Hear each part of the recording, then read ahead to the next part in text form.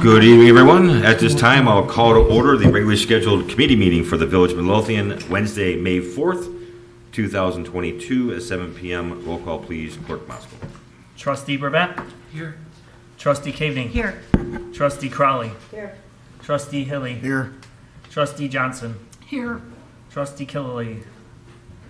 Mayor LaRue? Here. You have a quorum. Thank you. Please stand for the Pledge of Allegiance.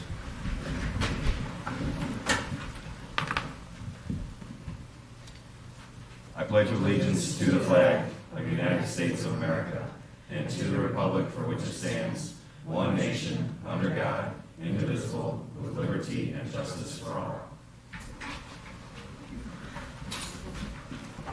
All right, we'll move right into public comment. Is there any public comment tonight?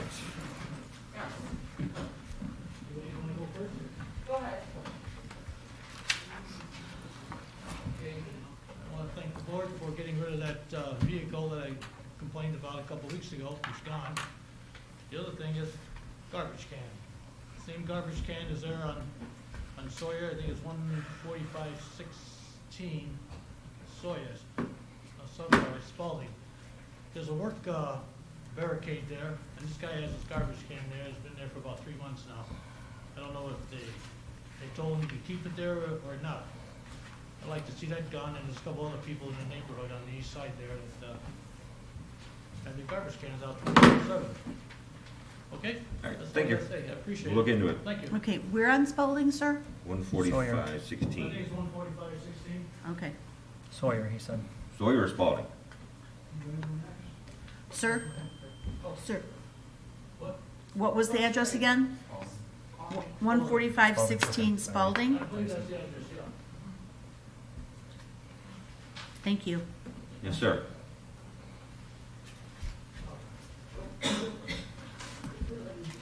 I live over by the Midlothian Country Club in Laramie there. I was wanting to know if there'd be any way we could get any speed bumps possibly put in over there to slow the traffic down. And if there'd be any way we can get any shoulder work done over there to get some drainage. The roads are flooding up and ponding up pretty good. And we got some big potholes on the shoulders that could actually use a little bit of grindings or stone to be put in them. And when are we starting pothole repairs? They've already started. They've already Yeah. started? Yes, they've already started. They've been out and about. So they're just doing the rounds and, And then we are going out to bid for resurfacing. What did he tell us last week? Or soon. Soon, yeah. We'll be getting quite a few roads done. We got extra money from CDBG and right, motor fuel tax, so. yeah. Well, So- what I'm talking about over there in Laramie is I don't know if that's the country club's responsibility or if it's the village. It's village. For sure. Yeah, that's village. Huh? That's village for sure.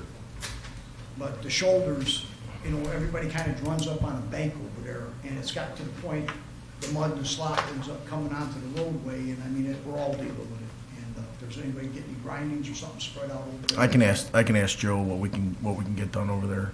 Yeah. I mean, the one side, the west side there is Yeah, the left side, not much you can do. Right. But the right side, you know what I'm talking about. right. You're talking about the part where it narrows too, especially, right? North, Yeah, south and of- all the way down, Okay. basically, going towards the club. Right, right. That's what I'm saying. From the turnpike going south. Yeah, right, exactly. Okay. Exactly, and possibly maybe get a backhoe over there to do a little bit of scratching on the. I could talk to him and see what we You can can come take up a with. look at it, you know what I'm talking about. Yes. See the drainage. Very familiar with it. Yes. Did- Thank you. Did you already do Laramie with the trailer and? Yeah, we move it around, so we built the door over And? the radar trailer itself doesn't collect data, so once they put the radar trailer out there, it turns, then they're supposed to sit over there, squad guard themselves, and, I'll check to see if they had any tickets written over there, but, Okay. to my knowledge, it's not, the worst street that we have. Okay. What was the answer about the speed bumps? That's what we're talking about. So when we get these complaints, we don't jump into right away to speed humps. We try to get the police to monitor it and find out what the actual situation is. Does that have to go through the safety committee too? So, see, the club's opened up now, and what happens is a lot of guys come off the Midlothian Turnpike, and they think it's a racetrack to get to the club. So Yeah. it's a drag race all the way down. They don't do it every night, but on certain nights, certain guys are running late for their 18 holes or Yeah. dinner or whatever. I mean, it's just human nature. And you're right, it's probably half of them go live in a subdivision, so. And some of the What am I problems, supposed to tell you, you know? and some of the problems we have with speed humps, it's bittersweet. Some of them are positive and some are negative. With our emergency vehicles, it slows down emergency vehicles. Our plows can't plow efficiently over them in the winter. So there's give and take. I mean, we've had speed bumps where, in areas where the residents then come in there, they complain because some residents want them and some residents don't. They hurt, if you have a small car. Gene, you're shaking your head, you went through those meetings with me. They don't, people with cars that are lower to the ground, they don't want to have to go over them in their neighborhood. So, I mean, it's just, safety's, our number one priority always, and, how does it affect our emergency vehicles? How does it affect people getting to people who need help? How does it affect, does it really work in slowing down? Some studies say yes, some studies say what they do when you put in speed humps, and who was I just talking to the other day? I think it was, if you have 2 speed humps in a certain amount of time, people hurry up and get to the speed hump, go over it, and then race to the next speed hump. So it almost creates more of a problem. Has the village looked into removal of those speed bumps? We have, You said they removed them for the winter. yeah, we have. The problem is that we would need, that every block would probably want them and need them.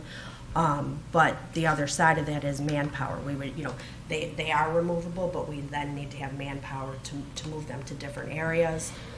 There's still liability with sign issues, so you have to put up signs, you have to take down signs, so we have looked into some of those, yeah.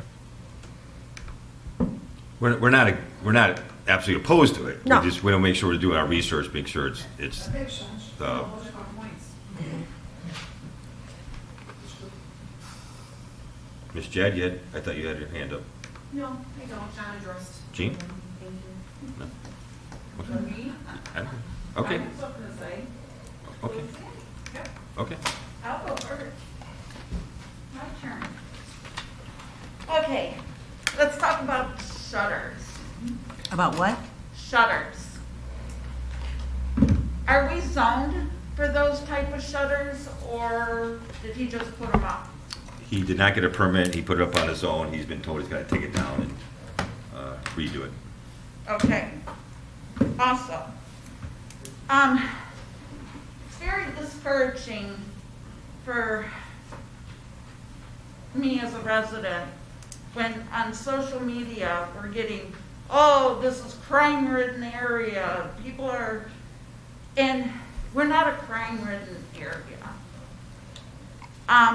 But I do notice that, like, every month, Nick has a monthly report, Joe has a monthly report, the fire department has a monthly report. Can the police department give a monthly report? Not specifics, just say how many accidents there were. There's one in every monthly meeting. I have not heard one. It's every month we have one. I have- The whole report is I in the think she board means docs. Read it out loud. Read it out loud.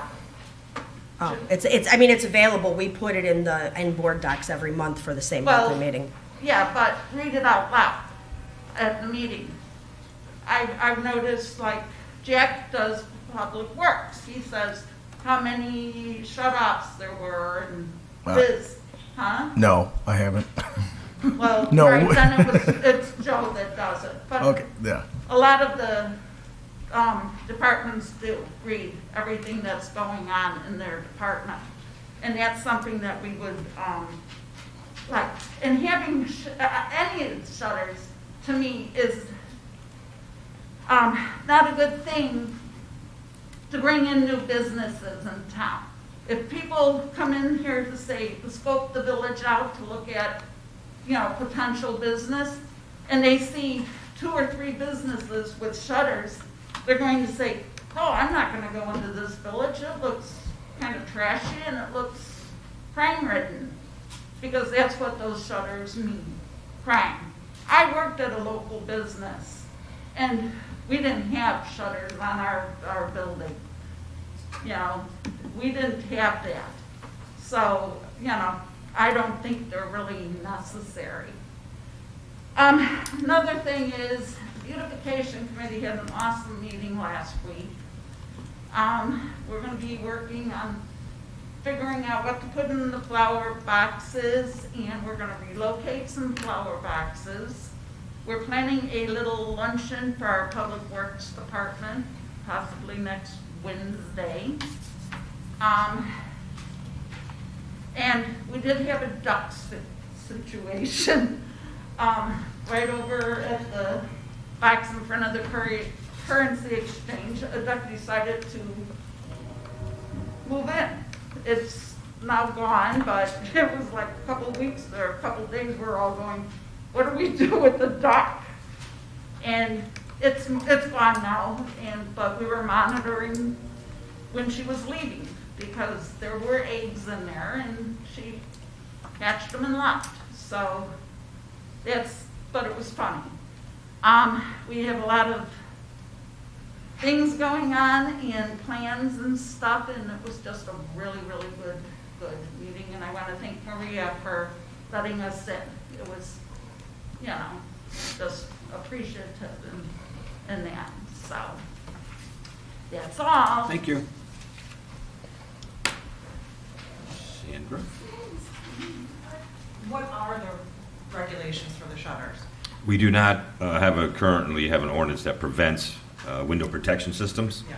but they still have to follow safety guidelines with emergency services. They have to be partially see-through, and what we're asking them is to put them inside the building, so it's not visible. Cafe has them inside, right? It's actually outside, but it matches so well Yeah. with the Oh, I facade love that you can't even tell they're there. Yeah, And, I and you think can see that- through, you can see And there- partially there's through. One of the slats, or two of the slats, they're see-through. They have to be electric, they have to be a one-key operation, and the fire department, police department have to have it, so. There are some stipulations that we put on them. Right, and I would imagine that some of their insurance companies require them to have them because of the cost of the products that are there. So that's understandable. Quickly, I have quite a few things. Since this is a committee meeting, do we have an update on when the new committee members will be announced, sworn in? That would be a great reminder to all the trustees to please get me your submissions for your members for your committees. I think Trustee Crowley, you got me yours. I haven't not heard from anyone else. I owe you. Okay. Second board meeting of May is my intention. The second board, okay. And the Economic Development Committee, are there members for that committee yet? I had asked Ellen, I had asked you via email and said they weren't meeting yet. Are there going to be members? Can we apply for that? Or can we request to be on that committee? How does that work? Trustee Cavey? We have not assembled a committee yet. I don't know, I was gonna talk to the board and find out if we want to have an official, there was an official Economic Development Committee years ago that I was part of, and we were required to post agendas and post meeting minutes and that type of thing. I was gonna ask the board if we wanted to have that type of committee again, or if we wanted to assemble an economic development team. We certainly do want to have members of our, some of our residents participate, as well as businesses. I think that was addressed in the ordinance that was passed last year. Yes, it was. Do we have to have a committee or not have a committee? It is a committee. It is, It is and officially obviously my committee. opinion, based on our conversation with Reggie Greenwood yesterday, Uh-huh. I think it'd be prudent to have that as an official As an committee, official have committee. minutes Yeah. that are accessible to developers, business owners, so they can look back and see what we're talking about. I mean, Okay. it was a, Very good. I'm going to address that in my comments tonight, but no, we have not officially formed the committee as of yet. We had a meeting yesterday with Reggie Greenwood, who, is he the executive director? He's the executive director of the Chicago Southland Economic Development Corporation. He, years ago, had worked for SSMMA, so he's very, very familiar with all of the, Southland suburbs and what's going on, with economic development. His forte is really manufacturing and industrial, not necessarily retail, which is most of what Midlothian has at this point to offer as far as economic development. But he did give us some some good ideas yesterday. He had suggested that we really get into our, Did you want to sit down while she finished? Or? well, I can talk about this now, or I can wait for my report. Might as well do it. Okay, so I'm kidding. we had talked about marketing, and he had told us that digital marketing is where it's at. He recommended that we put together a video about the village, and that we start using all the social media and digital marketing tools that are at our disposal. Because he said we were able to, with those, digital tools, we could do a lot of analytics and target marketing. He really pushed Instagram. Yeah, he pushed Instagram, yeah. I'm having a hard enough time with Facebook. I don't really know that I personally am gonna get into Instagram. That, I'm gonna assign that task to somebody else. But he was very much in favor, maybe Trustee Crowley. He was very much, he was really, pushing us to, use a lot of digital marketing and that type of thing. Right. He also had told us, we had talked a little bit about different development incentives, and the ones that the village has used, he said, are the ones that are, those are the best ones available, which would be Class 8 sales tax sharing, which we don't really want to put all the eggs in that basket, because sales tax really is the bread and butter for the village as far as our income. And also the enterprise zone, but that's really more for larger developments. That the enterprise zone doesn't really offer a great benefit to a smaller retailer who wants to remodel his shop, or even to a building owner of a smaller building who wants to remodel or update it, because as someone mentioned, the amount of paperwork that's necessary isn't necessarily worth the $100 or $200 that in incentives they might get back. So he suggested that. He also had he's got a lot of contacts, even though he doesn't, although most of his work, like I said, was industrial and manufacturing, he's got a lot of contacts here that he's willing to share with us, and he's willing to kick around ideas with us. He's willing to, listen to our ideas and give us some input. He did give us the names of 2 individuals. One was a videographer who is very experienced with doing marketing videos for municipalities and has done several in the south suburbs. And then he also gave us the name of a developer who has done a lot of development out on in the Southland. Someone who can probably, give us some ideas and steer us in the right direction. And So- the committee, I pulled it up, the committee is comprised of 7 members, 2 village trustees, 5 people from the public, consisting of business owners and residents. So if you're interested, who are we emailing? Me. In May of '21, I asked the board about disabled parking, a discount on the village sticker. Parking went out. Did anybody have a discussion on offering the disabled the stickers, 1 per household, like the seniors, at a discounted price? Unfortunately, we did not. So Yeah. that was a mistake on my part, I think. I like the idea. I also veterans as well, Yeah. but no, we did not. Okay. Last June, we had talked about weeds, grass, and abandoned park buildings and things like that. It's already getting really long. Do you know if the building department has started issuing, what is the grass height? And have they started issuing citations? No, because I think they've just started, I think that they're just starting doing that now. Okay. What is the grass height? I think it's 8 inches. 8 inches. 8 Yeah, inches? it's Okay. 8 inches. Okay. Dollar Tree, I know Nick has said the glass was on order. That is correct. Okay. It's still on order. No update. No update. I asked, they had no idea. Yeah. Now, is it just the glass on the Dollar Tree side, or the glass also on the empty side? It should be on the empty side as well. So they're both Because on they're, order? well, right, the property owner would be responsible for Right. the empty side, and I'm not sure if it's the property owner or Dollar Tree that's responsible for Dollar Tree, because I don't know what the details of their lease are.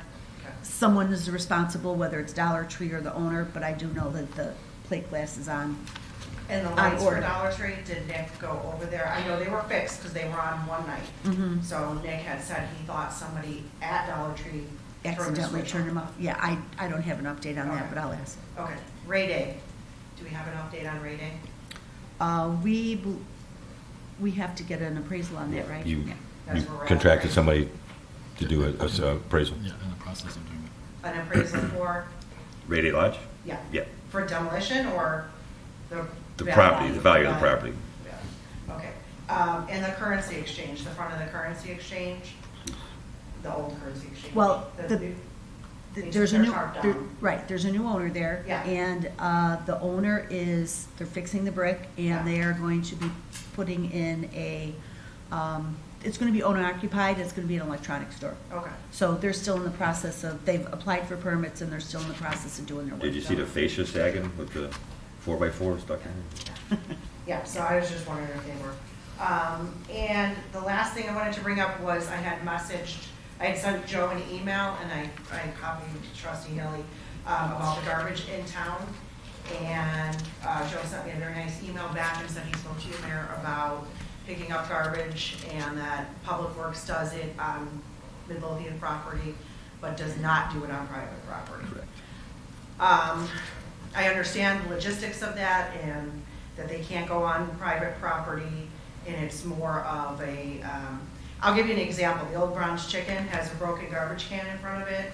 Somebody picked the garbage can up, threw it against the broken garbage can, threw it against the building. It's been there for weeks. Somebody finally picked up the garbage out of the garbage can. And now the broken stone garbage can has been sitting there for weeks, Mhm. right up against the building. Okay. I understand Public Works can't go on that property and pick all that up, but somebody needs to. There's But- also garbage behind it in their little fenced-in area. I know it's for sale, but it's empty, and is CVS gonna fix the gates? I know the garbage is picked up, and I don't know if that was part of the rest of the garbage that they left was part of the cleanup day. But it looks good, but their gates are broken so if they have anything that flies out, it's gonna fly all over that alley. Yeah, I'll ask Their her. dumpster gates are broken. One is completely off and laying inside of the corral. Mhm. And we have to figure out a way to get these properties, whoever is owning these empty properties, to clean up. If we- And just so everybody knows, and I appreciate you bringing this to everybody's attention, but just so everybody knows, our 2 building department inspectors are out on the street Oh, I know. every day for, in an 8-hour day, they're probably out cruising at least 5 to 6 of those hours. And they leave reminders, they send messages for businesses, they take photographs, they send pictures with email messages, and if they get ignored, then they get a citation. So they are definitely out there, taking care of all this. But I will send them a note and ask them about these 2 specific things. I know that, right after you sent us the note about CVS a couple weeks ago, building department went over there. Yeah.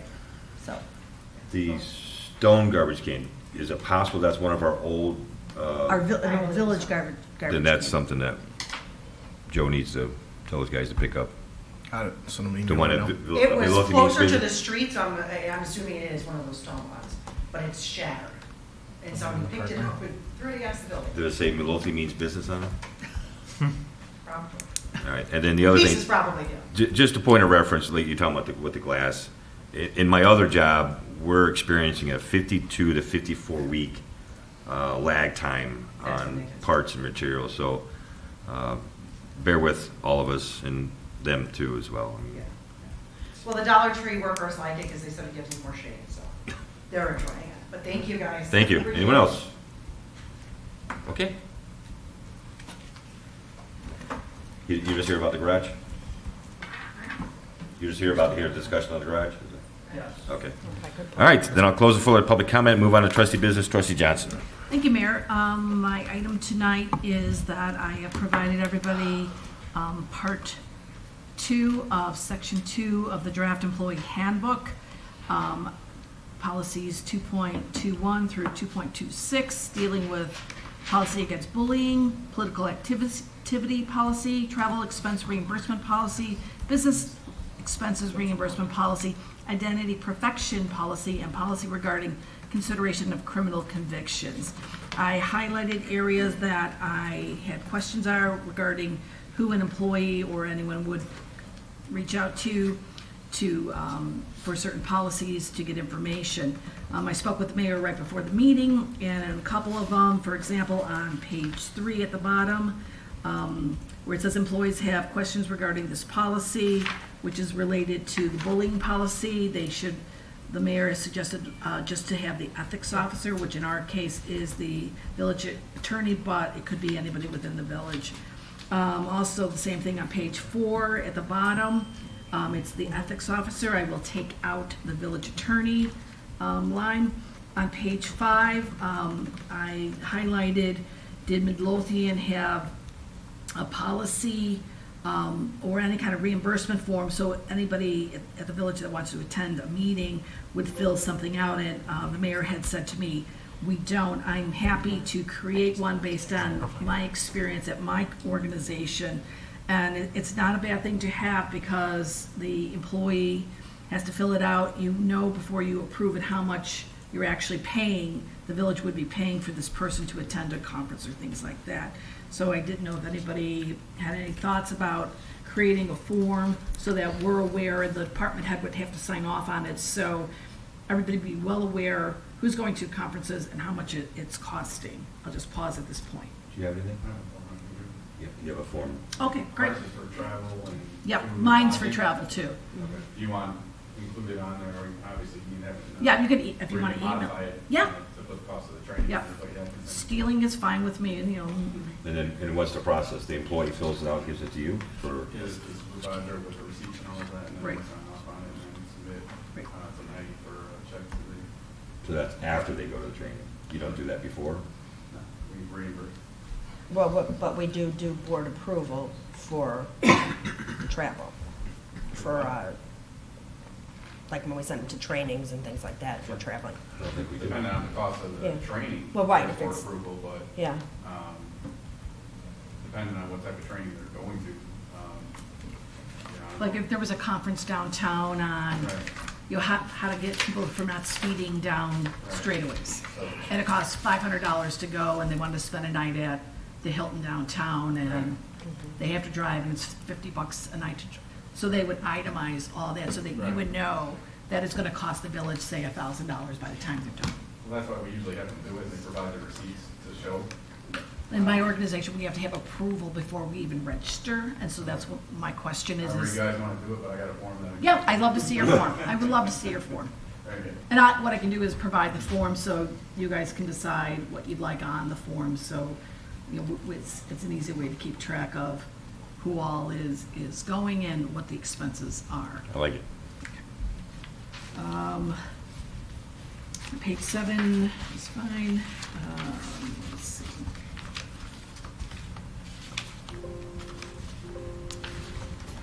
And those are, as I mentioned, my conversation with the mayor, I was able to get clarification on some of them. Does anybody have any questions about the policies that we're including? Anything about the language that is being proposed?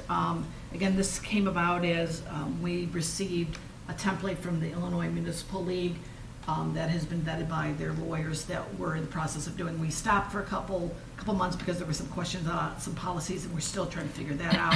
But ideally, there's 4 more sections. I'd like to try to get this done by the 4th of July so that we can approve it by the end of July, and then we'll have an employee handbook that we can distribute to all non-union, non-CBA employees. I was not able to get all the way through this, so I'll take a look at it tonight and get you my comments tomorrow. Okay. That's okay? Is everyone good with us Wait. just following, were you, get more? Do you have a Word version of this? Yes. Could you send me the Word version? Thanks. Is everyone on this board okay with us just leaving in the wording that the maximum allowable reimbursement for expenses shall be those set by the reimbursement schedule of the Governor's Travel Control Board? Is that fair? And Oh, yeah, I Attorney, forgot about is that, Attorney, you hard of hearing now too? Sure. Instead of doing, like the paragraph before, talking about the village passing a resolution or ordinance regulating travel reimbursements, can we not just leave it in there, take that out and just leave in that we're gonna follow the governor's travel? That is probably what we should do, is to reference back to the legislature's governance of the municipal code, and I would note that that's the language that Trustee Johnson has provided for with regard to criminal records of applicants is Okay, pretty much based upon that, and that's the best practices to do. there's your answer. Okay, wonderful. So with that being said, I'd like to, based on what Trustee Caveney gives me, if we're in agreement that everyone on the board likes these policies, can I put it on either the agenda to have you vote or on the consent agenda to have it as a part of the consent agenda, whatever your pleasure is? Consent agenda. Consent agenda would be okay with me.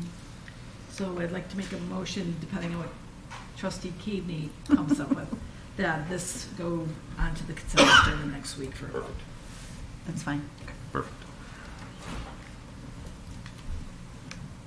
What section is next? We have 3.0, and there's 2 sections there, and then we have section 4. and then we have What's in 3? I have to go back and look. Oh, Section 2 was long with 3 sections, Okay. so I can't remember. anything else tonight, Trustee? No, that's it, thank you so much. Thank you, ma'am. Trustee Burback. In the process of their remodel, there was some damage caused when moving desks in the fire department. And there's a quote attached for the replacement of carpet squares. They matched the pricing that we are getting in the other project. It's there in the board docs for review. Okay, what happened? What got damaged? In the process of moving things around, they damaged the flooring, Who damaged it? Our firemen or The- these contractors? the department. So there is a quote attached for the replacement of the flooring, Okay. carpet squares. I'm not sure that it was pretty damaged to Right, begin with, okay. but I don't know that. Calling it a remodel is a stretch. So, I went on a tour of the fire department last week, and shocked would be a good word. Yeah. I had years ago been in the police department for other business for the school district, and I was quite shocked when I had that visit. This is even worse. I would probably say that they probably experienced the same shock and horror as we did when we moved furniture around in the front office. I'm sure that they didn't damage any of this flooring. I'm sure it was in pretty bad condition to begin with. Well, and even needs after to get- the yeah. little bit of damage was done, Yeah. underneath it was Yeah. stuff that was even worse. It's all in rough shape and needs to be replaced, so. Okay. I would be totally in favor of this additional flooring being replaced. Consent agenda. Anything else tonight, Trustee Burback? No, that's it. Trustee Hilly? Nothing tonight, sir. Thank you, sir. Trustee Caveney? I'm gonna talk as fast as I can because it's gonna be way more than 50 words. Didn't we already discuss all 3 of these? No, we did not. Okay, I have notes here besides what's on the agenda. Okay, first note, 14730 Costner Avenue. That is a property that went into an estate when the property owner died. It was purchased by a nonprofit called Project Uplift. Project Uplift has not done anything to uplift this property and has caused some, in my opinion, is causing some damage to our community. The property is in horrible, horrible condition. They bought the property thinking that they could go in and tear out the inside and remodel it when this property is a tear down. They proceeded to demolish the inside of it and leave the pile of trash about 7 feet tall in the backyard. The building department got after them multiple times. They finally secured a dumpster, filled the dumpster, removed the dumpster, but still left about a 3-foot pile of trash in the backyard. They refused to mow the lawn or do any kind of maintenance whatsoever. The village has been paying to mow the lawn, and we can't go in the backyard to mow, we can only go mow in the front yard because of rules prohibiting our village employees and contractors from entering private property without permission. And they initially, some time ago, I want to say about maybe 18 months ago or so, representative from Project Uplift did contact the building department, did attempt to submit a permit for things. Our building department permit tech had numerous conversations, phone conversations and email correspondence with them explaining what they needed, what was deficient with their permit application, blah, blah, blah. They went dark, will not communicate with the village. I want to say about 6 months or so ago, they contacted the village and told the village they wanted to sell the property and wanted the village to waive all the fees. Well, we've spent village funds to mow the lawn. The village is entitled to get reimbursement for those, and we're not going to waive them. And they're not doing anything. They've done nothing. So I would like to move forward with demolition if possible. I don't know, and also now the taxes are in arrears. They've not paid taxes for at least, I believe, according to the county website, I believe they're 2 years in arrear on their property taxes. So I would like to move forward with demolition if possible. I concur. I'll go home and get my own sledgehammer and start the process. It won't be that hard because the building's in that bad of shape. We already have one trustee out with back issues. So We'd like to. what are our options, Attorney Valadez? I will review the statute to make sure that it qualifies under fast track demolition, just as long as the board understands that while fast track demolition is a very useful tool for municipalities, it is also very expensive, which means that, if you want the stuff removed and the building torn down, you're looking at somewhere in the neighborhood of $50,000 to $75,000 in village funds, not including legal. Okay, and then once that is accomplished, then what are the village's options for acquiring title to the now vacant piece of property so we could turn around and sell the lot? And then recoup some of those. I mean, construction and building is still going on. We don't have that many vacant residential lots here in town, but, over the course of the last 4 or 5 years, we've had at least 1 or 2 houses a year being built. And the properties on Joseph Court are starting to move again. They're building a new house on Joseph Court. So is that pretty conservative estimate? We've had at least 4 or 5 houses built? Well, at least. Yeah. So I have no doubt, it's a beautiful, that's a beautiful street. All the properties on that block are beautiful. And that's I would think that we would be able to sell that lot pretty quickly because it's a deep lot. It's not a typical traditional small size residential lot. It's What's at the least address? 200 feet deep. The address again, trustee? 14730 Costner. There's no other viable option at this point. I mean, I know that we could continue to cite the owners that have walked away, but it could be years in court, right? Right. Well, under fast track, it wouldn't necessarily be years. It would be much less than that, maybe even a year. The problem with that, using that tool, is that fast track presumes that the municipality is going to pay for all of the. And at this point, I have no problem with that because then we lien the lot, and then if the property owner, Project Uplift, if they want to sell the lot, if we don't take title to it, if they want to sell it, we'll have a lien on it, and they'll have to pay off our lien in order to sell it. I would suggest that probably again, it may not work, but probably the fastest way to go about this, if we have a distressed seller or property owner, is to talk to them and But they see if won't they return will. a phone Yeah, call. there- That's the there's problem. No communications. The building department has reached out to this entity on multiple occasions, and they refuse to communicate. So, And then we'll probably as have- far as I'm concerned, we owe them nothing. There's a possibility that once we get them into court, they might be willing to give up the property, deed it over to the village for consideration. They're not going to come to court, that's what. Yeah, Well, if they don't come to court, that'll move things along much, much faster. great. Let's move forward with it then. We need to get that property down. I mean, it's to the point where the backyard is so overgrown. There was a family of cats living on the property. There was, the resident next door had reported that there was a den of fox that lived there, and another group of critters actually moved off of that property and under her back porch. Because that property is so bad that the critters couldn't stay. Right, exactly. So we need to do something because all the critters are going to go into the whole entire neighborhood.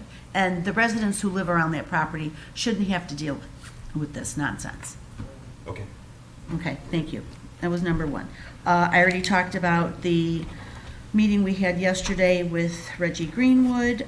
This coming Monday, the mayor and I and Trustee Killelea, if he's available, will be having a meeting with the South Suburban Land Bank Development Authority to talk to them about several of the vacant buildings that are here in town that have more than 2 years of back taxes on them. And we are going to be talking to them to see if any of these buildings are candidates for the South Suburban Land Bank to seek acquisition on, and if they are not, talk to them about what the village can do to acquire these properties outside of the land bank's assistance. I mean, not outside of their assistance.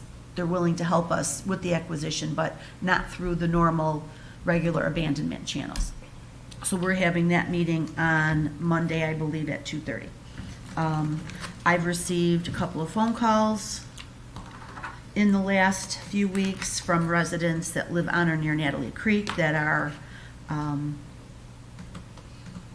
impacted by Natalie Creek, wanting to know what the status was. And I put in a phone call to the MWRD engineer to find out what the status is on completing the punch list items. I don't know, Mayor or Trustee Hilly, if you guys are aware when they're gonna be finishing those. Sorry, I was reading the ordinance, but. Oh, okay, it's all right. I reached out to Rich, I can't remember his last name off the top of my head, MWRD engineer, to find out what the status was of the punch list items. Because all the construction's been done, and based on their evaluation and, watching the creek operate and the new retention pond operate last year during, the few rainstorms that we had, they've determined that there were a couple of corrections that needed to be made. I don't know the extent of the corrections, but I was told that the punch list items would be done this year. So I reached out to them to find out what the timing would be, and also to find out what the timing would be then with regards to the step 2 of the project, which is the engineering, to see if we could submit a LOMA or a LOMR to have some of the properties removed from the floodplain or have their floodplain designation adjusted in some form or fashion. I was told last year that the engineering for that step 2 cannot occur until the project is signed off on. So once the project is signed off on this summer, the engineering can commence, and that the engineering will take about 12 months. So, but I'm gonna, get an update from Rich, and we'll report back to everybody on that. So I'm waiting for that phone call back. Today, I had a quick phone call with Superintendent Sperry and with our engineer, James Huss, with regards to our stormwater management capital plan and Jolly Homes, Belly Button Hill, and Bremen Heights. James advised that the bid for the televising work for the sewers in the Jolly Homes neighborhood, that will be ready to go out to bid in about 6 weeks, and he said it's a short bid process. So hopefully by the end of the summer, we will have all the televising of all the stormwater sewers completed, and we will be able to get a report back from Robinson letting us know, what the status is. Along with that televising, we'll include some jetting of the sewers. So of course, that'll clean some of the crud out of the sewers and give us a little bit more capacity. So that's the update on Jolly Homes. We're going to take a look at the Belly Button Hill and Bremen Heights engineering studies that Robinson completed for us 2 summers ago, and take a look and see what type of projects we can look at securing funding for. So it's just going to be a matter of all of us kind of paying attention to the emails we get from these different agencies, CMAP, Calumet Stormwater Collaborative, SSMMA, and just keep our ear to the ground as to what funding opportunities come up for us to go after. The engineering for these for, the engineering for anything isn't, it's costly, it's usually always exceeds $100,000, but it's the construction of the project down the road then, after that engineering, that's gonna be quite costly. So, keeping up on grants is gonna be really important for us. All right, that's it for those notes. Okay, I've got 3 ordinances on the agenda to discuss. First ordinance will be with regards to a discussion of the variance approval for the construction of the second garage on the property on Waverly Avenue. So, does anybody have any questions with regards to that ordinance?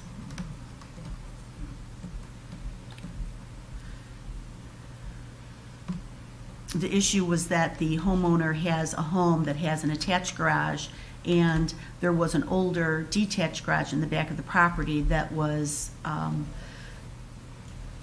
damaged due to a fire. And the homeowner asked for permission to rebuild the garage, but the building department was not able to issue a permit because the back 10 feet of the garage lies in the floodway. So, and also the village ordinance does not allow for second garages on properties. So the building department suggested that the homeowner apply for a variance. The zoning board met and they approved the variance because the building was existing building. They're not asking to build a new garage where one did not exist before. So they will be allowed to build a second detached garage. However, it cannot exceed 450 feet and it must be constructed at least 10 feet away from the floodway. The original garage was twice that size. And the reason why the size has to be limited is because they can't, because of the floodway issue. 450 square feet, you said. I'm sorry, did I say that wrong? 450 square feet. They can rebuild the garage, it cannot exceed 450 square feet. And it has to be built 10 feet from the floodway. So this would be the ordinance that we would have to approve next week to approve that construction. And the zoning board was in favor of it, and I'm fine with it. Consent agenda? It's already. It's here, this is the ordinance. The ordinance is attached. So if nobody has any questions, issues, I would like to have this put on the consent agenda for next week's board vote. Okay. Mr. Phillips, do you have any other questions? Okay, so next week, we'll vote on this, it will get approved, and on Thursday morning, you can contact the building department and apply for your permits. Or if you have a contractor that's gonna build it for you, they can come to the building department and they can apply for your building permits. Okay, thank you very much for your patience during all this. You're welcome. Okay, next item is the ordinance for the map amendment for the properties that are on 146th Street, just east of Knox. These are the 4 properties that sit right behind Burcott's.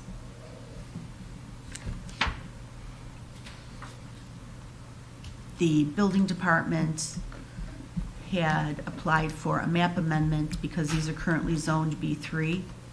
When the village's zoning was changed back in the 2008, 2009, for what, I'm not sure why, but these 4 houses were, instead of being zoned as residential, like the rest of the community, the rest of that neighborhood, they were zoned for building.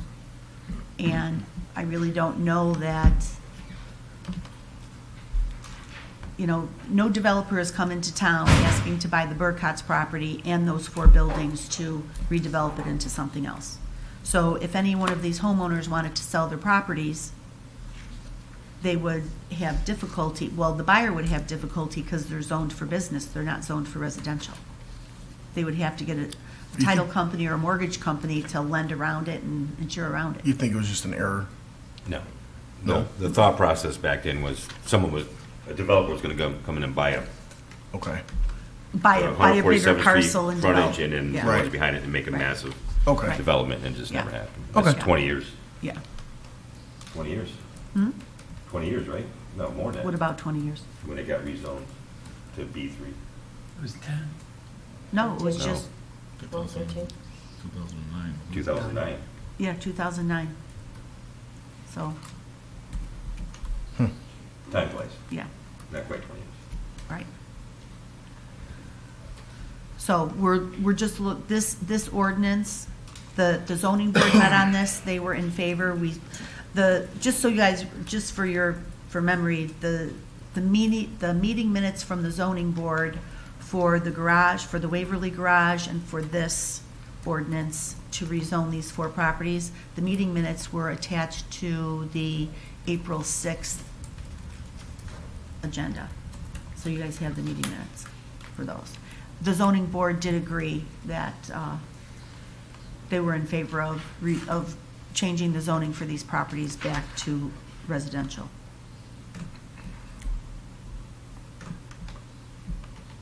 So the zoning would be changed from B3 to R2. Does anybody have any questions, comments, concerns? No. Okay, I believe Superintendent Weinert had one revision to this.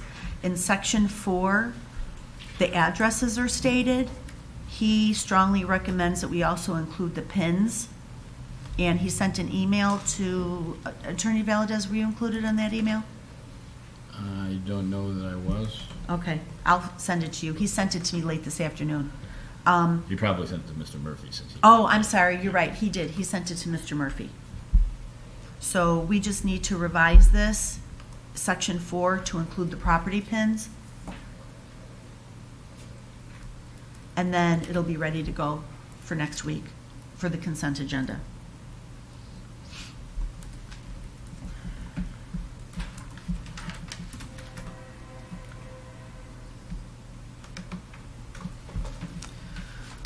Okay, next one.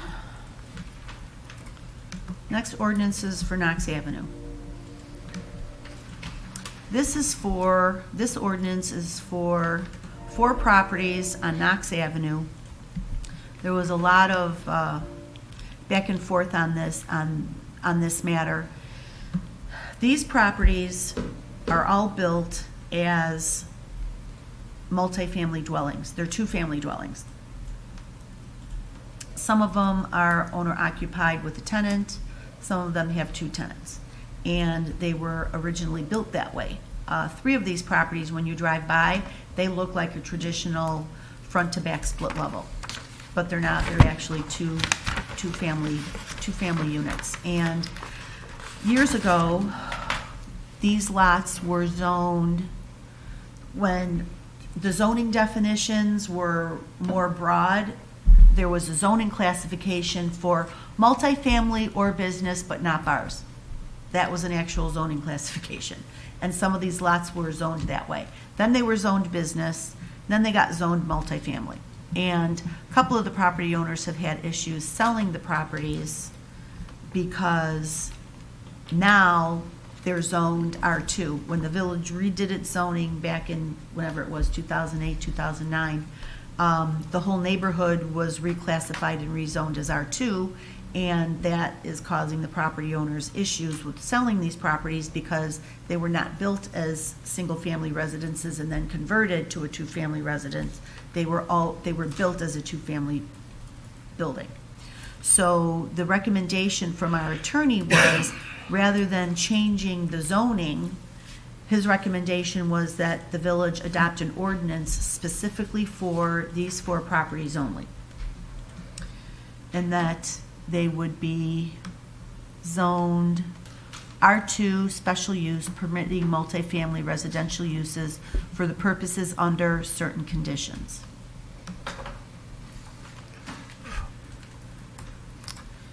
And section 4 are the 4 property addresses and the PINs. Okay, section 5 are the conditions. Reclassification is subject to the following conditions. And Maria, you don't have to write these out in the minutes. We could just reference section 5, I believe. The 5 conditions under section 5, since this document is attached as part of the agenda. If any building on the above described lots must be replaced for any reason, the new structure may not exceed the size of the one being replaced. The new structure shall be no larger or taller and have the same front yard, side yard, rear setbacks as the building being replaced. Number 2, since the above addresses are used as multifamily residential rentals, an annual inspection of the properties in each unit by the fire department is required per ordinance 4-19-4 and 4-19-12. Number 3, since the above addresses are used as multifamily residences, single-station smoke detectors wired in series in each unit and on all levels is required by ordinance 4-15-5B. Number 4, all village ordinances are to be followed for multifamily rental properties. Number 5, any violations of these conditions will result in the elimination of the reclassification for the property or owner in violation. So, does anybody have any questions or comments?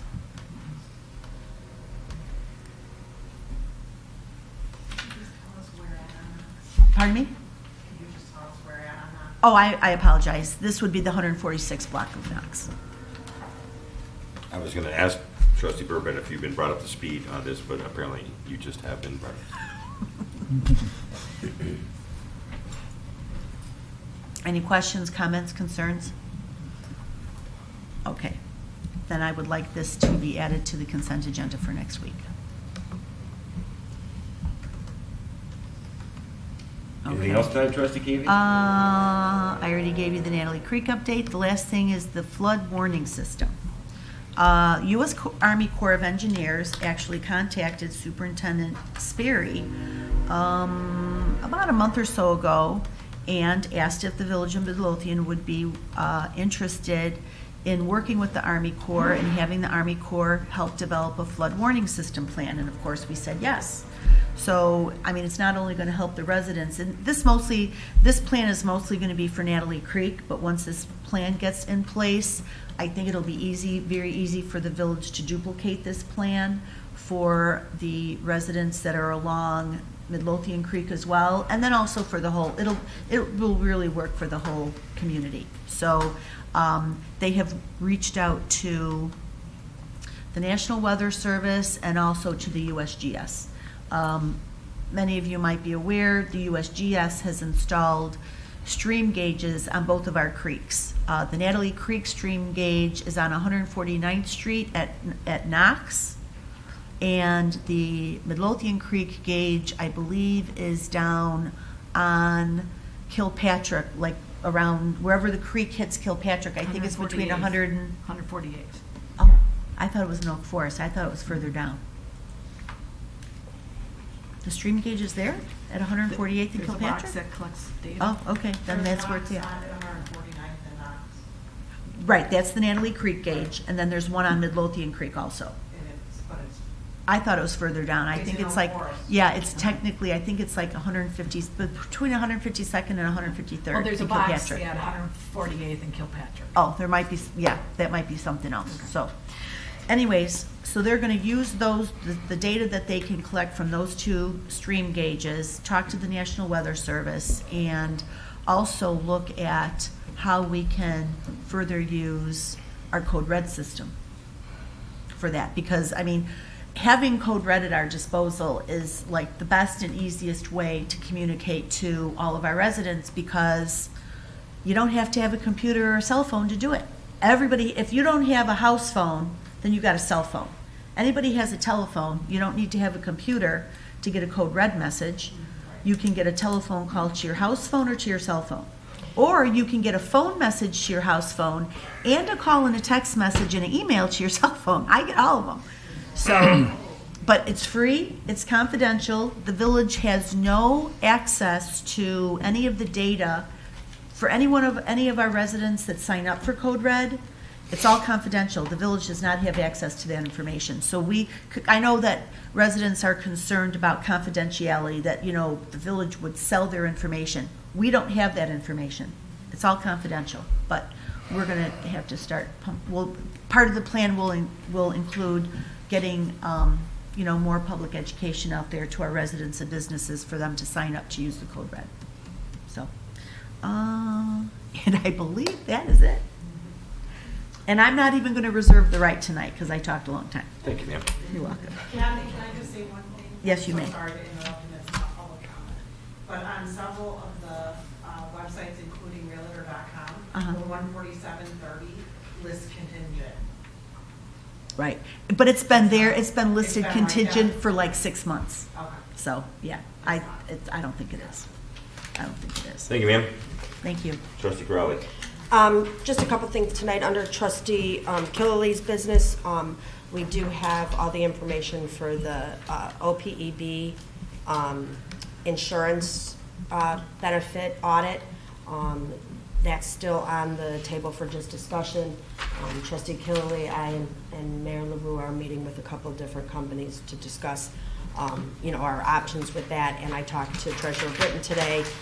That does not need to be passed for a few months. We're just trying to get ahead of the curve, so we left it on here for everybody to take a look at since we talked about it last week, but we'll be moving, we won't be moving forward with this next week. It'll be in a few weeks. Next on my agenda, we did go back and forth with our, with Proven regarding our printers, and as of right now, it looks like our new contract, which I'll be bringing to the board hopefully next week, will be saving the village about $12,000 a year on our printer costs. We also have some new software that I'll have a quote for the board for the next committee meeting for our phone systems to upgrade for reporting and being able to, tracking mechanisms and things like that to utilize our phone system a little different. I'm expecting that to come in right around $1,300, but I'll get that quote out to everybody as soon as I get it. We also will be sending out the invites tomorrow for the new liquor ordinance meeting with all of our current liquor license holders. That meeting will happen in a few weeks. And we will be bringing in all of the businesses that have liquor licenses to go over the new ordinance, answer any questions, help them with anything they need, anything that they'll need in regard to filling out the new application for a liquor license. Last but not least on my list, we officially have cleared the property for the new police department, which means we are in groundbreaking mode. We will be having a groundbreaking ceremony, and I just need some feedback from the board on what day would be good for everybody in the next couple weeks. Anybody have any preferences? One of the preferences was on Wednesday, the 18th at 5:30. Does anybody have a problem with that day? No, I think that's Wednesday at 5:30. Everybody good with that? Well, then I will see. not be here. Oh, I'll be out of town. when do you come back, Jack? 19th or 20th. Anybody want to do it on the 19th? Is 19th better? Sure. 19th at 5:30 works for everybody? Good for you. Not Thursdays. Oh, it's not good for you either. I can't do 5. I Okay. can't do it on Thursday. How about the 20th? Friday? Mm-hmm. How long is the groundbreaking going to take? Half hour? I'm sure Chief Delaney has a long speech. Yeah. Well, let me send out a couple dates to R.C. Wegman too and see Do we what want- works for can them, we- and then I'll get it out to. Is Monday to better than everybody. a Friday? Is the 16th better? I'm not in town. We cannot do the 16th. 16th is our liquor meeting. Oh. Let me get a few dates from them, and I'll send them out to everybody, and then you guys can reply. Okay. And I believe that's all I have this evening, besides executive session. Thank you, ma'am. Attorney Valdez? Just that I'm pleased to report to the board and to the village residents that the SVN nightclub voluntarily surrendered its liquor license and dismissed its appeal before the Illinois Liquor Commission, thus ending the sale of liquor at that location. Included in the agreement was that they would not try and pursue another liquor license in the village ever again. That's all I have, except for closed session. Thank you. I have nothing tonight. Clerk Moskowitz. I have nothing tonight either, sir. Then at this time, I'm looking for a motion to adjourn to closed session to discuss the appointment, employment, compensation, discipline, performance, or dismissal of a specific employee of the public body, and also to discuss the collective negotiating matters between the public body and its employees. I'll make the motion. I'll second. All in favor? Aye. All opposed? There will be no further business following closed session.